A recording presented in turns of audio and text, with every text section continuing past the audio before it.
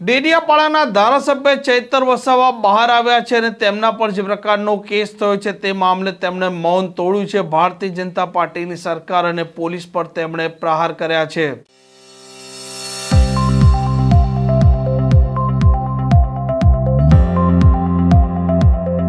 ડેડિયાપાડાના ધારાસભ્ય ચૈતર વસાવા જ્યારે એટીવીટીની બેઠક હતી તે સમયે સત્તાધીશો અને અધિકારીઓની હાજરીમાં બબાલ કરે છે તેવો આરોપ લાગે છે। તેમના પર ગુનો દાખલ થાય છે અને એક લાંબો સમય તેમને જેલમાં રહેવું પડે છે। અંતે જ્યારે તે જેલના બહાર આવ્યા તે સમયે તેમના સમર્થકોએ તેમનું સ્વાગત પણ કર્યું હતું। ધારાસભ્ય મૌન તોડતા કહ્યું છે કે ભારતીય જનતા પાર્ટીએ તેમને ખોટી રીતે ફિટ કર્યા છે। આ ઘટના આયોજનપૂર્વક ઊભી કરવામાં આવી છે। પોલીસે તેમની ફરિયાદ પણ નથી લીધી અને તેમણે આરોપ પણ લગાવ્યા છે।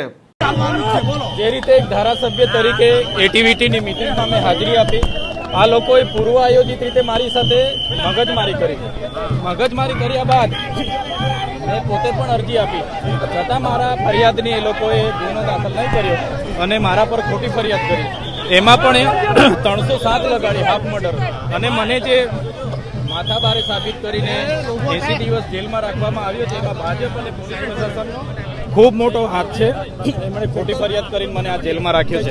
પણ જે નામદાર હાઈકોર્ટે જે જામીન આપ્યા છે એને અમે આવકારીએ છીએ અને આ અવાજ એ દબાવવાની વાત હતી, પણ આ અવાજ દબાવવાનો નથી। આ અમારા લોકોએ ગુજરાતની જનતાએ આપેલો અવાજ છે, સંવિધાને આપેલો અવાજ છે। આ અવાજ ક્યારે દબાવવાનો નથી। જ્યાં પણ અન્યાય થશે આ અવાજ પૂરી તાકાતથી અમે આગળ વધારતા રહીશું। નામદાર હાઈકોર્ટે શરતી જામીન આપ્યા છે કે મારા મત વિસ્તારમાં મારે જવું નહીં, પણ ચોક્કસ આવનારા દિવસોમાં મને પૂરો ભરોસો છે નામદાર હાઈકોર્ટ, નામદાર સુપ્રીમ કોર્ટમાં પણ જઈશું। સત્યનો વિજય થશે।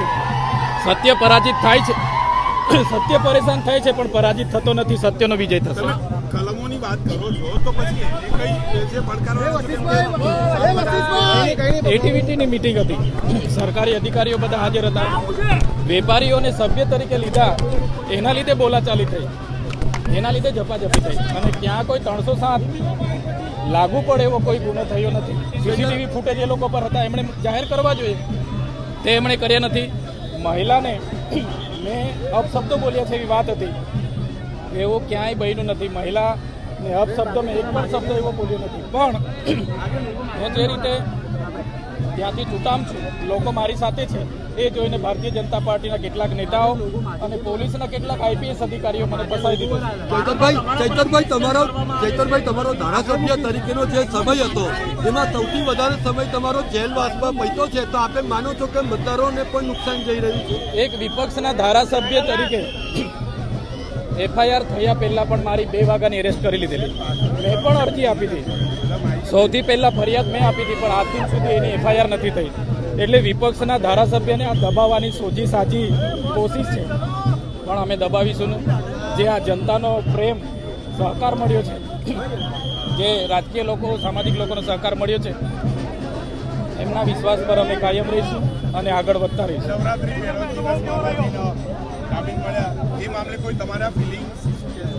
જામીન થયા છે એટલે આટલા ટાઈમ પછી હું બહાર આવ્યો છું એટલે મને ખૂબ આનંદ છે। કેમ કે હું મારા પરિવાર સાથે, મારો જે વિધાનસભા ડેડિયાપાડા સાગબારાના લોકો છે, મારો પરિવાર છે, એના સુખ દુઃખમાં હું હાજર નથી રહી, એ બદલ મને ખૂબ દુઃખ છે। પણ આ માટે પણ એ લોકો સાથે જ છું મેં, હમણાં પ્રવેશ બંધી નથી, છતાં એ લોકો સાથે રહીને આગામી મહાનગરપાલિકા અને તાલુકા જિલ્લા પંચાયતની જે ચૂંટણી આવવાની તો આમ આદમી પાર્ટી લડવાની છે। પણ એક ધારાસભ્ય, વિપક્ષના ધારાસભ્ય અવાજ ઉઠાવે, એને કઈ રીતના દાબી દેવો એ આ ભારતીય જનતા પાર્ટીના નેતા અને પોલીસ કરી રહી છે। ચૈતરભાઈ, મનરેગા કૌભાંડ હોય કે પછી આદિવાસીઓને કનડતા કોઈ પણ પ્રશ્નો હોય, એને આક્રમકતાથી ઉઠાવવા બદલ હવે જે તમારી ઉપર જે કાર્યવાહી થઈ રહી છે, તો આપણે માનો છો કે તમારી શરતનો ભંગ થવાની રાહ સરકાર જોઈ રહી છે? તમે જોયું હશે, પોસ્ટ મેટ્રિક શિષ્યવૃત્તિ હોય, મનરેગા યોજના હોય, આવાસની યોજના હોય, રોડ રસ્તાની બાબત હોય કે કરાર આધારિત ફિક્સ પગારદારોની વાત હોય કે આઉટસોર્સિંગ કર્મચારીની વાત હોય, ચૈતર વસાવા સડકથી લઈને સદન સુધી લડે છે। એટલે ભારતીય જનતા પાર્ટીને પસંદ નથી, એના લીધે જ મને ખોટા કેસમાં ફસાવી દેવામાં આવ્યો છે। આમ ધારાસભ્ય ચૈતર વસાવા બહાર આવતા તેમના અંદાજમાં દેખાયા છે અને તેમણે સરકાર પર એક પછી એક પ્રહાર પણ કર્યા છે. આ પ્રકારના સમાચાર પ્રકારના અહેવાલ માટે હોટલાઇન ન્યૂઝ ડે ચેનલ જોવાનું અને સબસ્ક્રાઇબ કરવાનું ભૂલતા નહીં. નમસ્કાર.